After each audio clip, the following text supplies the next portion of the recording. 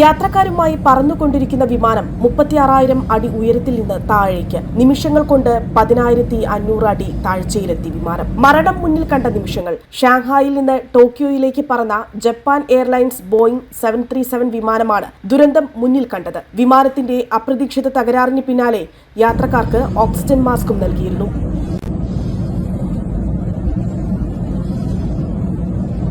വിമാനത്തിൽ യാത്രക്കാരും ജീവനക്കാരുമായി 191 പേരാണ് ഉണ്ടായിരുന്നത്. 10 മിനിറ്റിനുള്ളിലാണ് 26,000 അടി വിമാനം താഴ്ന്നു പോയത്. മരണത്തിനും ജീവിതത്തിനും ഇടയിലുള്ള നിമിഷങ്ങൾക്കകം എമർജൻസി ലാൻഡിങ്ങിനുള്ള ശ്രമം. ഒടുവിൽ കൻസായി വിമാനത്താവളത്തിൽ വിജയകരമായി എമർജൻസി ലാൻഡിംഗ്.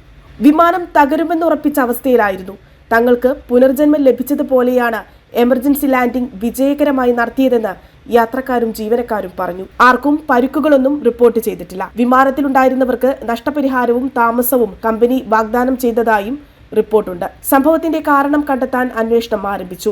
സമാനമായ മറ്റൊരു സംഭവമാണ് കഴിഞ്ഞ ജൂൺ 14 റിപ്പോർട്ട് ചെയ്തത്. ദില്ലിയിൽ നിന്ന് വിയന്നയിലേക്കുള്ള എയർ ഇന്ത്യ വിമാനം 900 അടി താഴ്ചയിലേക്ക് എത്തുകയായിരുന്നു. ബോയിംഗ് 777 വിമാനമായിരുന്നു ഇത്തരം ഒരു ദുരന്തത്തെ മുന്നിൽ കണ്ടത്. 9 മണിക്കൂറും 8 മിനിറ്റും പറന്നതിനു ശേഷം വിയന്നയിൽ സുരക്ഷിതമായി ലാൻഡ് ചെയ്തു. അന്വേഷണം പൂർത്തിയാകുന്നതുവരെ 2 പൈലറ്റുമാരെയും സർവീസിൽ നിന്ന് മാറ്റി നിർത്തിയിരിക്കുകയാണെന്ന് എയർ ഇന്ത്യ അറിയിച്ചിരുന്നു.